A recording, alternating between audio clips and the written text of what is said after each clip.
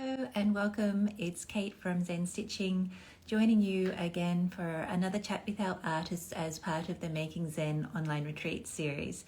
So today we have the pleasure of speaking with Kiala Givehand, and I'm going to send her a quick message to see if she can join us.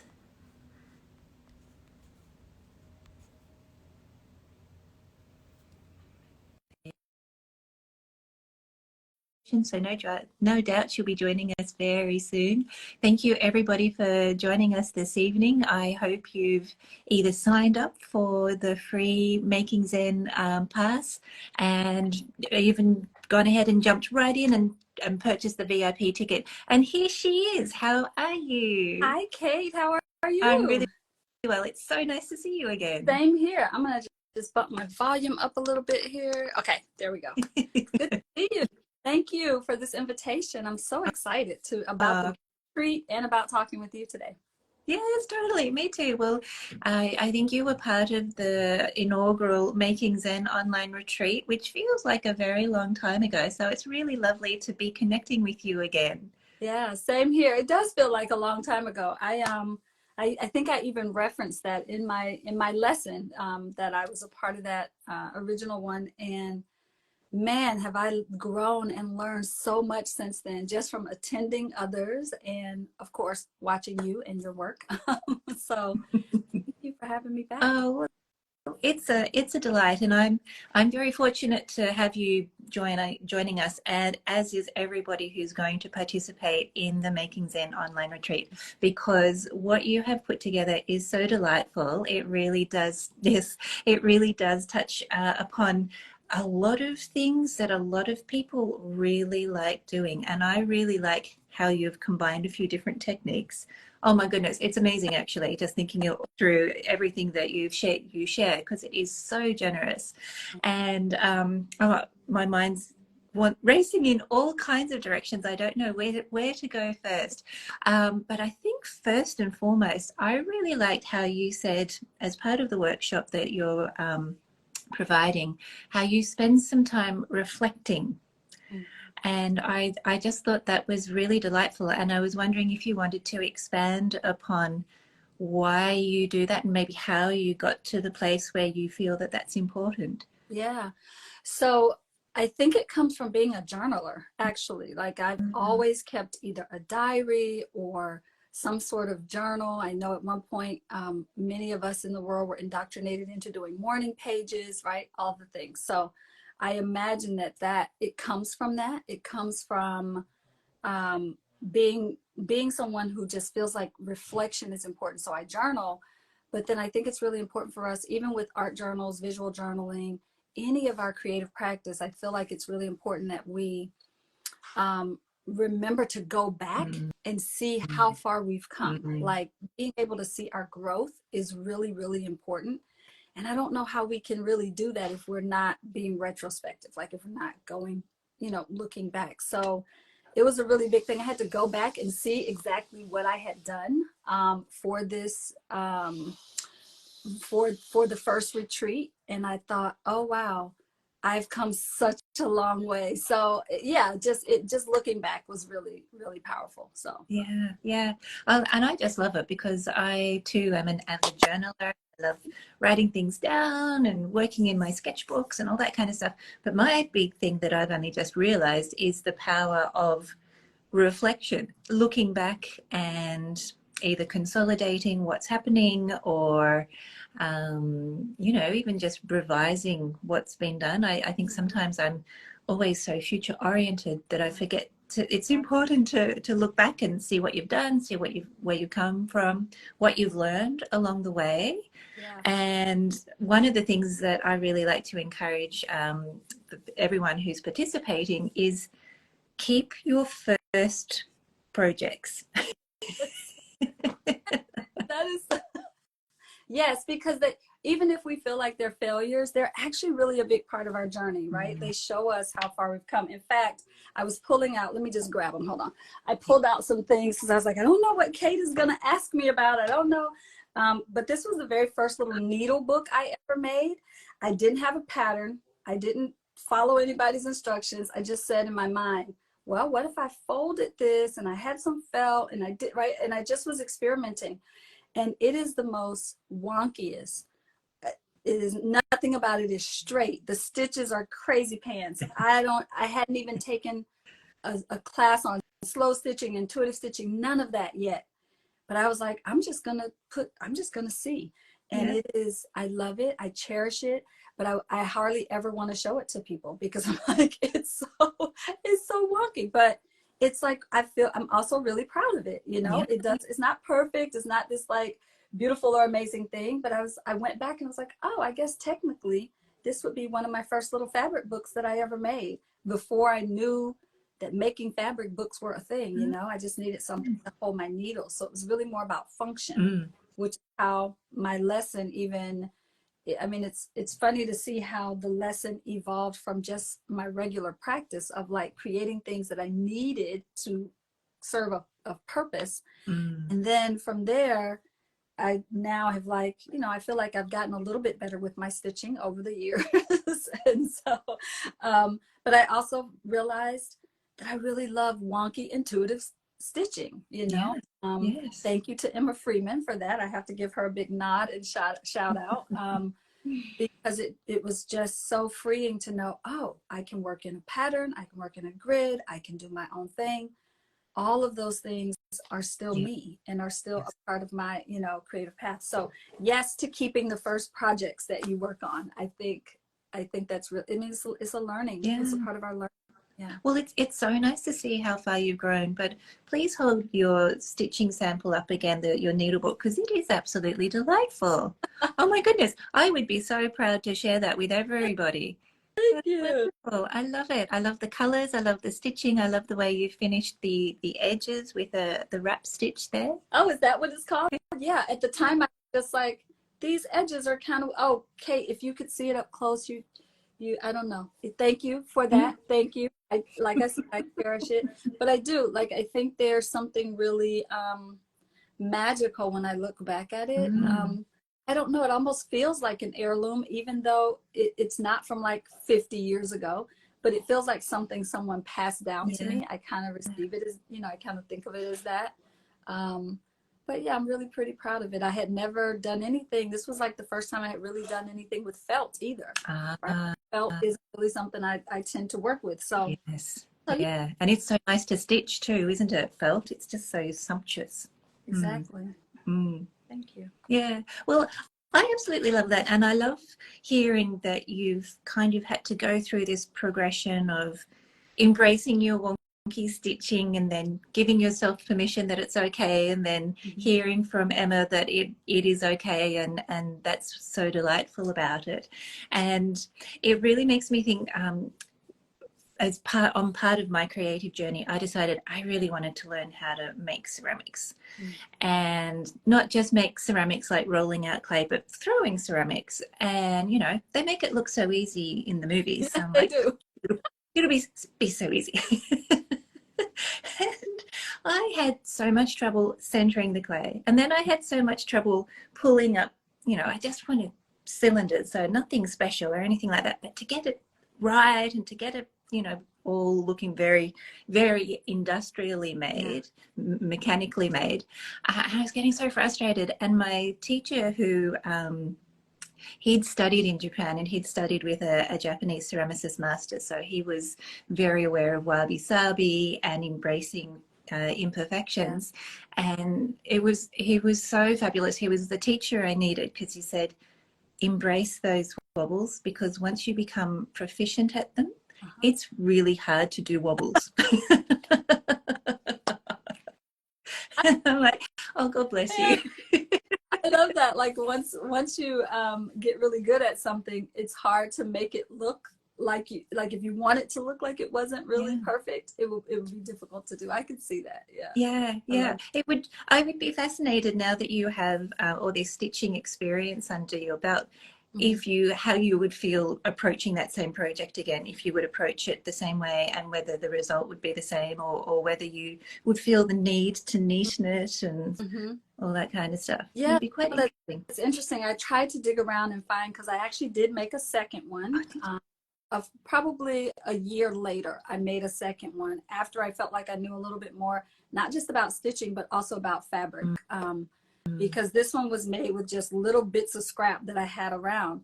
And I wanted to do one that had some indigo dye fabric and had a sart and had a little wrap to close it. And so I guess in my mind, I was trying to elevate the book, or the little needle book. And so I wish I could find that second one. I'll try to post a picture for people on my Instagram feed of it. Yeah. But I actually took a little class from Jody Alexander, and she was teaching some stitches and a bunch of different things. And I got these beautiful linen pieces, and that's when I fell in love with linen, by the way. And now I am obsessed with linen, and I love stitching on it. It is like this fabulous thing. So the progression of that, like, I learned so much. I learned what stitches I like. I learned about different needles, because I'm a bookbinder. I use a bookbinding needle to bind. Oh, wow. Stitch this, right? There was nothing dawned on me that I should be, I'm pretty sure most of this is bookbinding wax linen thread, in fact. Right? Oh, wow. Like, what I had on hand to do this, because I didn't know better.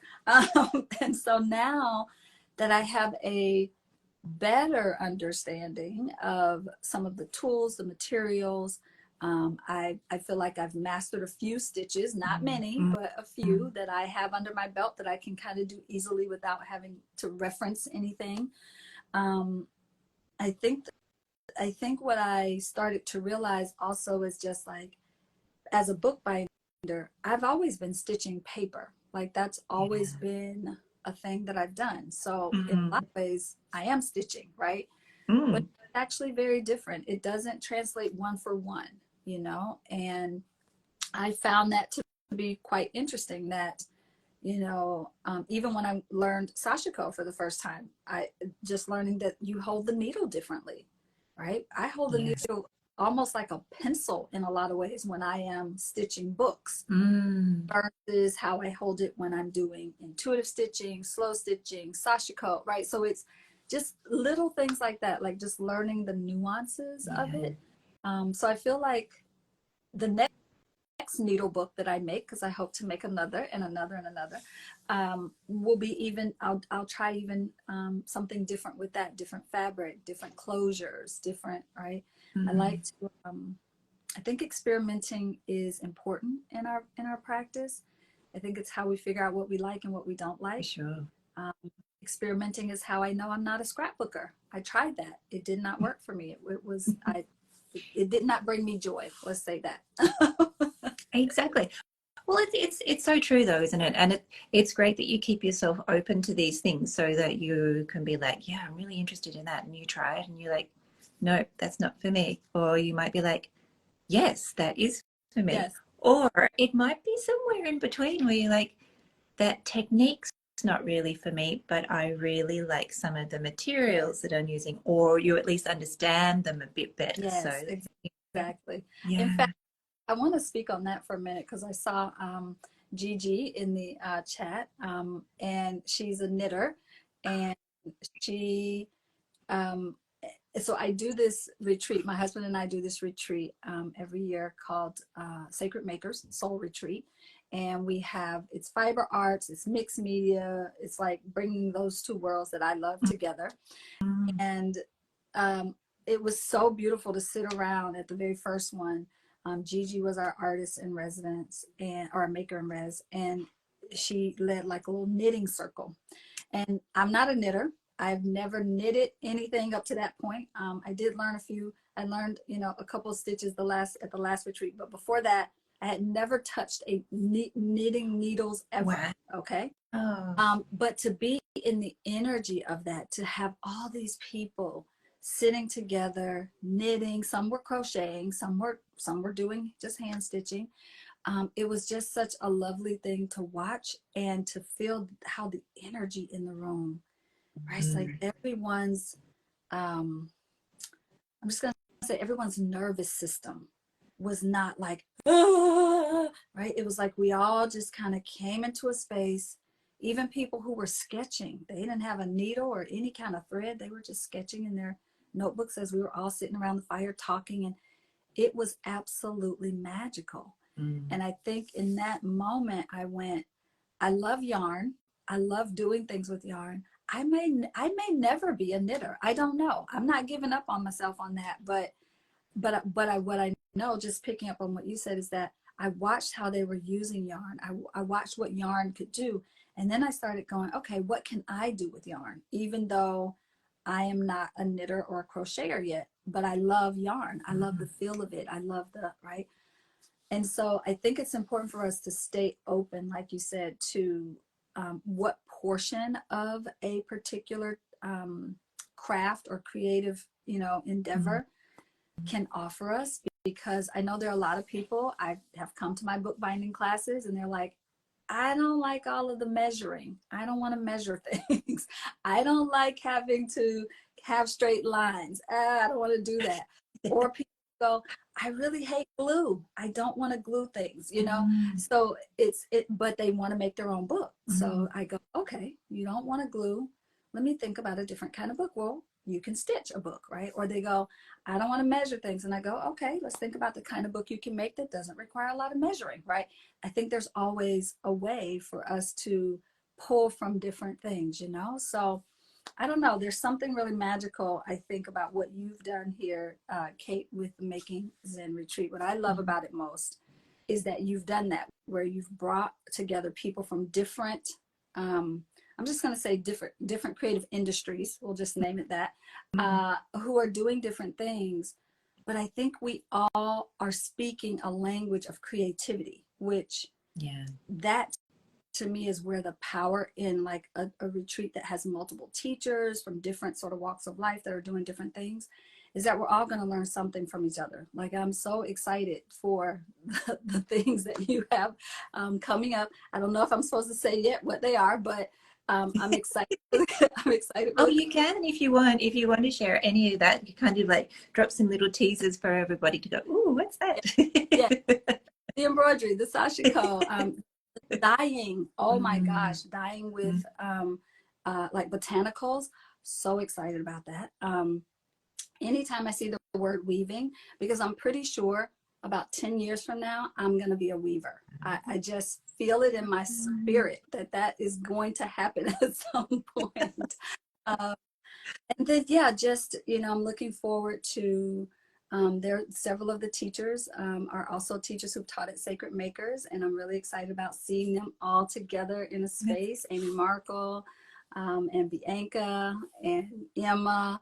And so I'm really, it just feels like, I don't know, it feels like we get to have a little creative party together, and I'm really excited. I hope people will join, even if they can't, watch it all at once. I hope they will join and just feel into that energy. I'm really excited to, is it okay for me to share what I'm working on? Oh, of course, absolutely. I was hoping you would. So I have to tell y'all a quick little story about how this came to be. When Kate invited me, I had already decided before she invited me that this year is the 10th year anniversary of my Book in a Day series that I did on YouTube in 2013. Okay. First of all, I had to sit with that because it was a little bit of a mind thing for me to go, oh my God, it's been 10 years. I'm super proud of how far I've come in 10 years and la la la. But I went back and I started looking at some of those old videos. And aside from cringing a little bit at how, 10 years ago, videos were different, lighting was different, all the things, right? I was different. But what I realized is I said, oh, well, what am I into now? I'm forever going to be a bookbinder. That is my tried and true. It is my go-to. Everything is a book. I see paper laying around, I want to turn it into a book. I will always do that. That is my soul essence creative thing, right? But this year I thought, well, what? Now I'm really into fabrics and working with fabrics, and I love stitching, and it has really become a meditative practice for me, just like folding paper and making books is. So I thought, how can I bring them together? So I thought, well, it would be interesting for me to look at the books I had made in that Book in a Day journey and see if I can translate those to fabric. So I had already had this thought before Kate reached out to me, and then she reached out to me, and it was almost like the universe was like, now that you have the idea, here's a place for you to try that out. And so when Kate was like, I said, oh my God, I have the best idea for this. I said, I'm trying to make these fabric books based on books that I love making all the time anyway. So I made a little prototype to go, I've told Kate that I'm going to do this. Can I really do this? So I made a little prototype for myself, and I am so in love with it. And I thought, oh my gosh. So I said, well, I better show, this is a little more advanced. So I said, I better give people something for the beginners, the intermediate, and then those that are ready to kind of, dive in. So the books that I'm making, I'm teaching 3 different fabric books, and I'm using just raw canvas because I really want people to just use something simple that they have. I am a huge fan of making a prototype of anything that I do. I like to have little samples and prototypes that I can reference back to. So I call them prototypes. You can call them reference, journals, whatever you want to call them. But I've done 3 different structures, because in bookbinding we call them structures. And I started working on a 4th, and I thought, Kate will kill me if I do another 30-minute anything. No, I would love you for it, and I'm sure everybody else would too.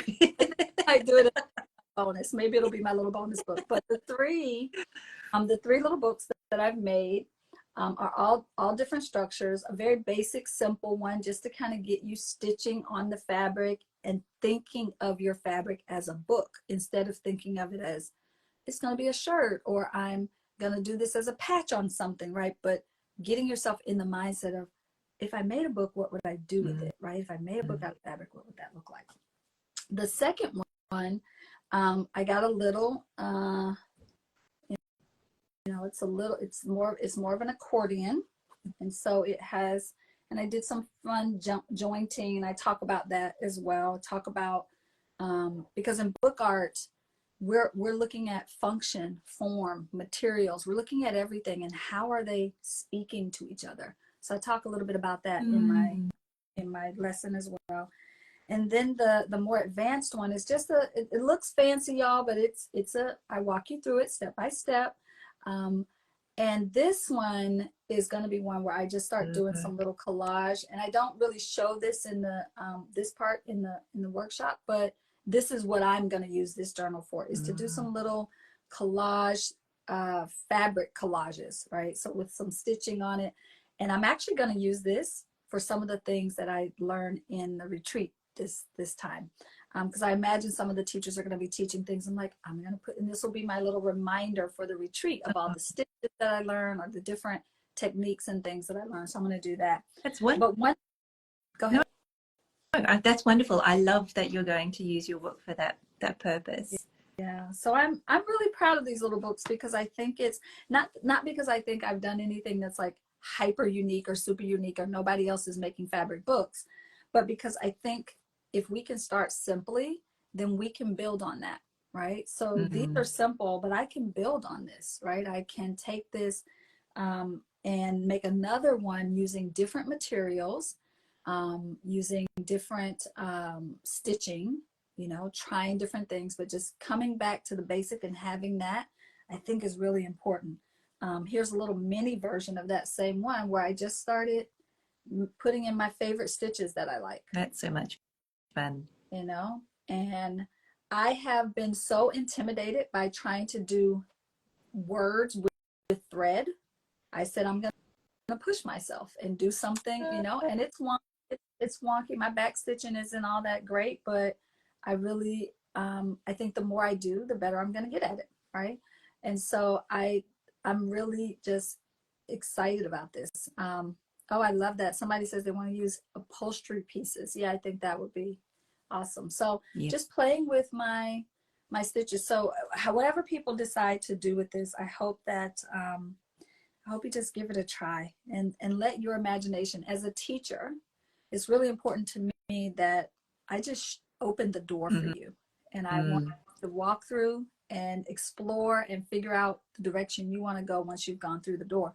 So I hope that these will be like little doorways for you to just walk through and see what they can be.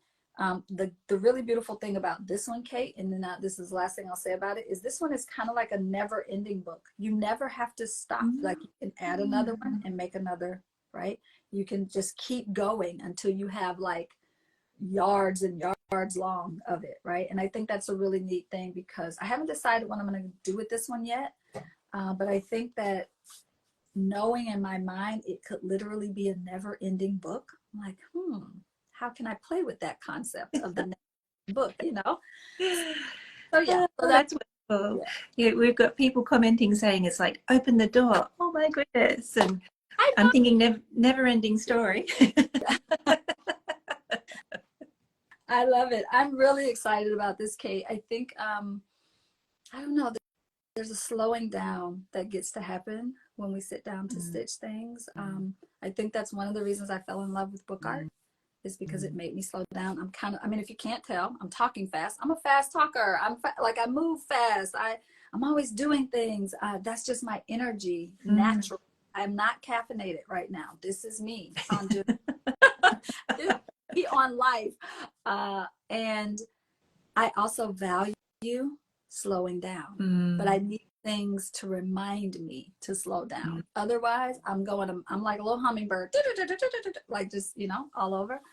And bookbinding, slow stitching, fountain pens, these are all things I intentionally have in my life to slow me down. Is that on purpose? Yes. So have you like consciously made the decision to do those things, or you've naturally gravitated towards them because you realized you needed something to center yourself? And oh, that's so interesting. No one's ever asked me the question in that way. I think what I'll say is I naturally gravitated towards bookbinding and fountain pens for sure, and later realized that that's what they were doing for me. I don't think I definitely didn't. I mean, I started collecting fountain pens at 17 years old, so I absolutely was not conscious of anything around slowing down. And it probably wasn't until my 20s when I realized, oh, this is what shifts for me when I write with a fountain pen versus just picking up a ballpoint that you can click and go, right? But the act of most fountain pens, you have to unscrew the cap, you have to, right, give the ink a minute to start flowing. It requires you to slow down, you know? And so those two things I will say for sure, I gravitated towards them out of curiosity, and then later realized that they are things that require me to slow down. The slow stitching, I went to intentionally looking for a way to slow down. I love to meditate, but I also can get very anxious when I meditate, because it's the act of just sitting there and having nothing in my hands, doing nothing. It makes me a little bit anxious, right? And I think that it's the opposite of what it's intended to do. But when I'm slow stitching, that's meditation for me. When I am folding and creasing paper for books, that's meditation for me. It is my hands are moving, but my mind, instead of having 1,000 ideas in a moment or 1,000 thoughts, it slows it down to maybe 400, which for me is like silence. So yeah, so I would say definitely the slow stitching is something I've gravitated towards because I realized that it could provide that for me. So that was intentional. The other two were definitely just like, oh, wow, look at what these do for me. Yeah, they require me to slow down.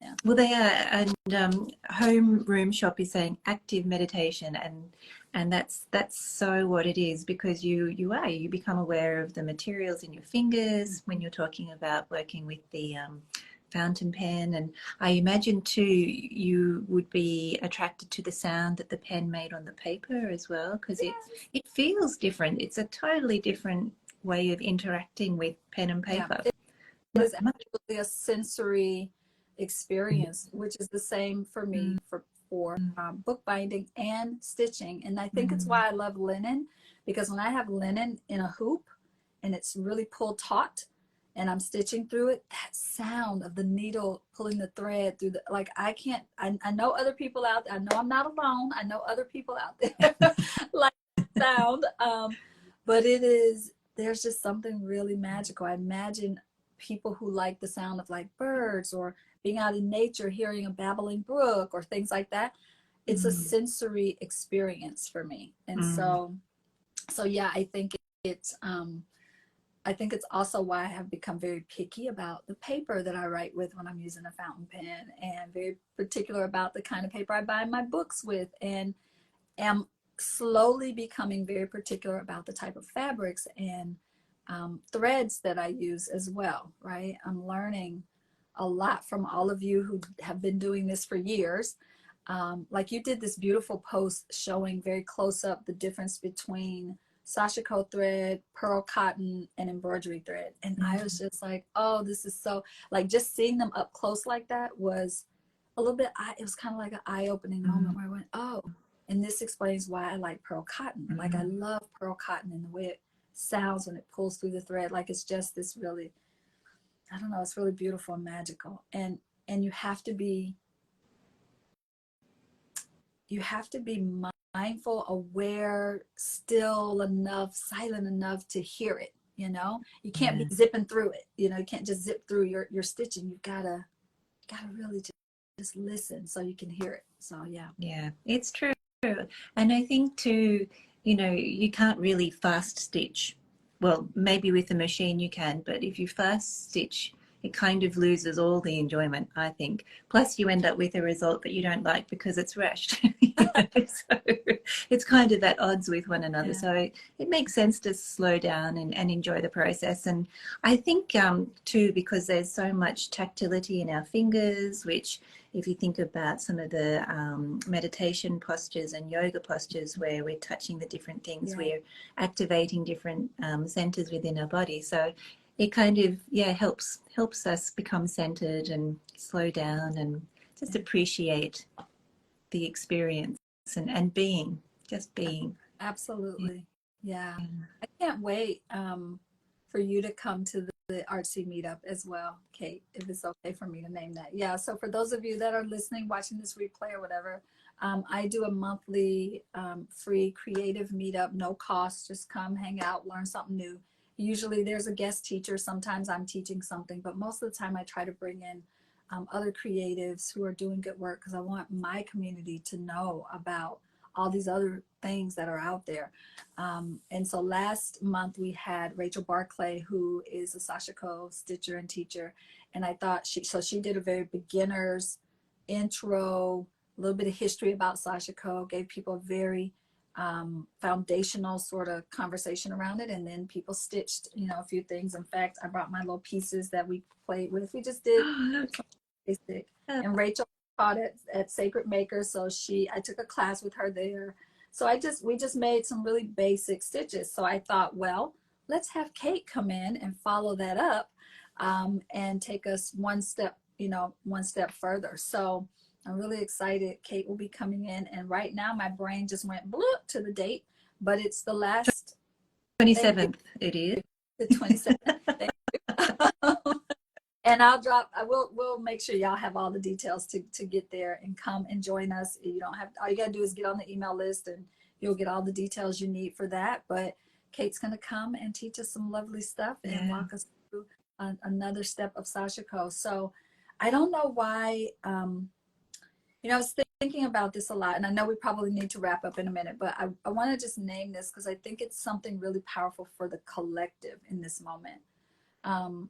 I'm noticing over the last 5 years or so that intuitive stitching, meditative stitching, sashiko, slow stitching, visible mending has really become more mainstream talked about and very visible in the world in a way that I don't think it has been for a very long time. And I want to say that in 2020, when we had all the stuff, with pandemic and quarantines and things like that, where it was really at its heightened moment, I think that people realized, I think internally, even if we didn't name it consciously, I think our souls and our systems just knew that we needed things to help us slow down.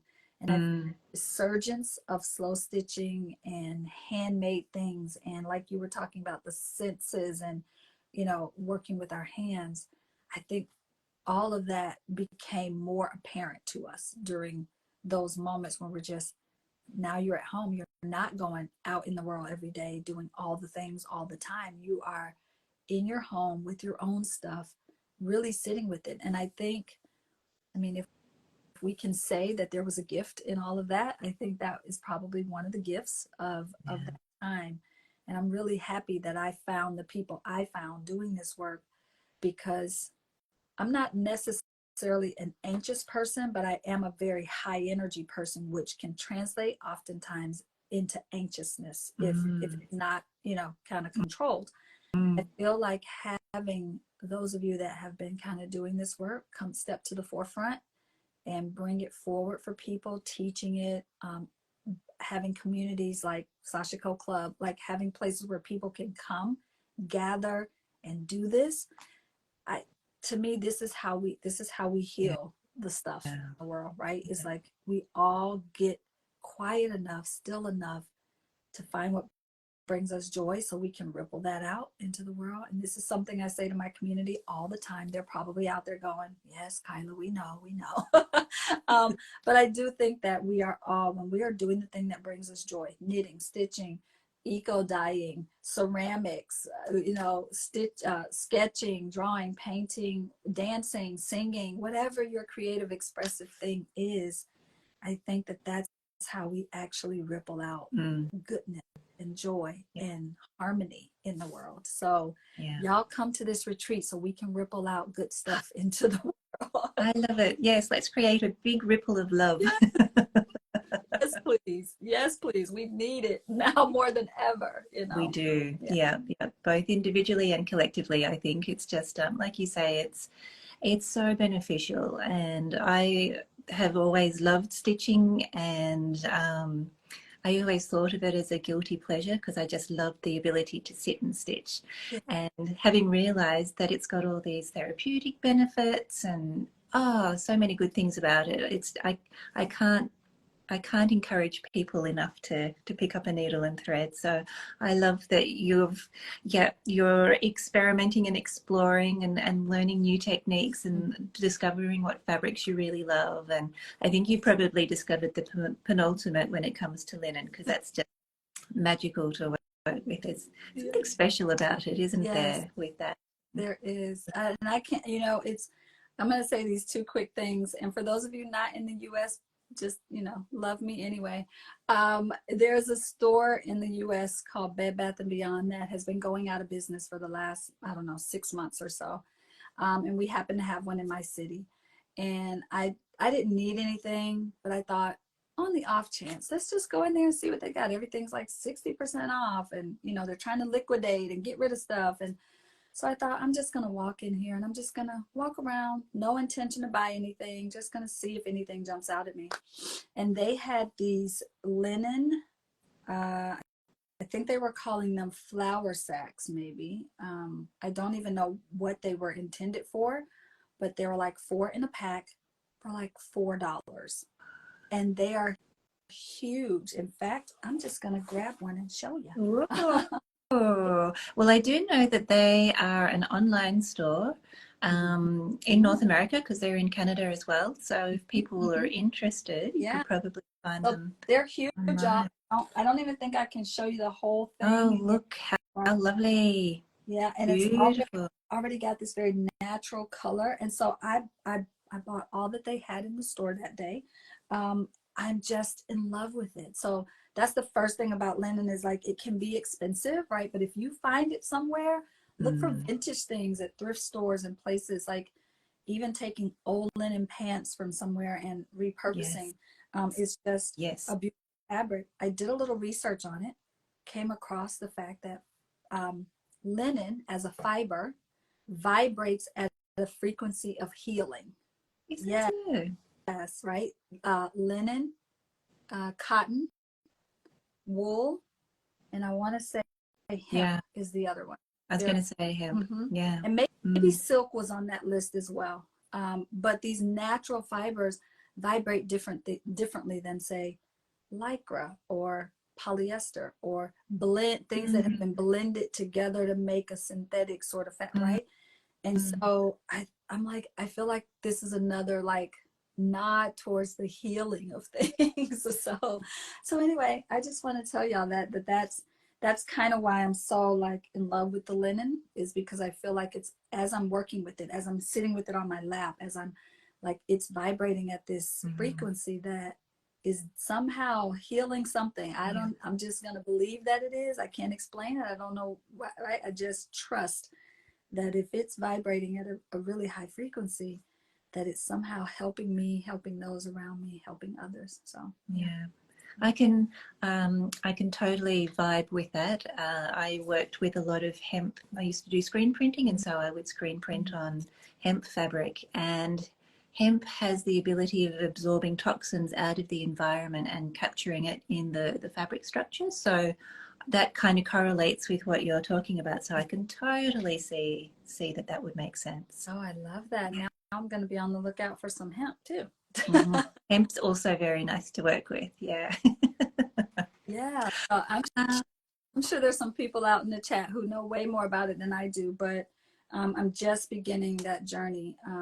And, you know, I took a class with Jessica Marquez, who also taught at Sacred Makers, and she talked a lot about the fabric industry and the importance of us like paying attention and repurposing and recycling, because the fabric industry, the textile industry, the fashion industry puts a lot of waste into the world, and we don't think about it because it's unseen. We don't see it. It's not like riding past, you know, a dumpster where there's lots of garbage piled up. It's almost like that invisible trash that we aren't really aware of. And so she really opened my eyes to just paying attention to even the things that I'm like, oh, forget these clothes, I'm just going to throw them out, or but really starting to yeah, just trying to recycle, repurpose, so that we aren't adding to that, because yeah, there's already enough of that out there, because it doesn't break down the same way as, you know, paper and plastic. No, So exactly. Yeah, it's yes, it's that's a whole other topic we could definitely do a deep dive on for sure.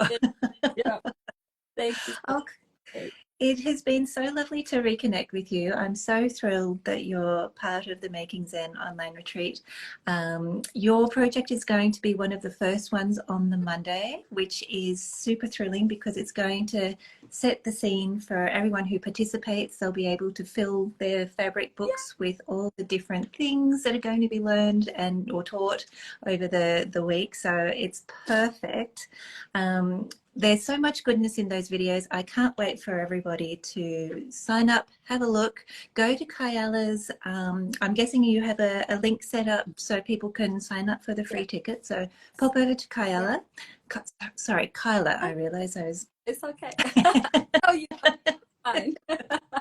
And sign up for your free ticket. And if you really want to hold on to these treasurable moments, you can also purchase a VIP ticket, which means you get the access to the videos for life, plus a whole lot of wonderful bonuses as well. Yeah. Listen, y'all, if you can, if it doesn't hurt your wallet at all, I really recommend the VIP pass, because I've done the VIP pass just as a student, and because there's a lot of content and you can't consume it all in, you know, usually in one sitting. So you have to pick and choose, and you don't want to do that. You want it all, trust me. So I hope to see y'all over there. So thank you, Kate, so much for this. And thank you for what you're doing in the world to help with people, you know, understand this better and do this work and have a space where we can all talk about it too. So thank you. You're most welcome. It's very magical, and I'm delighted that you're part of it and you're sharing your magic with everyone as well. So it's I can't even put it into words. So I'm just going to say this. Thank you so much. Likewise. All right. See you soon. Bye. Bye-bye.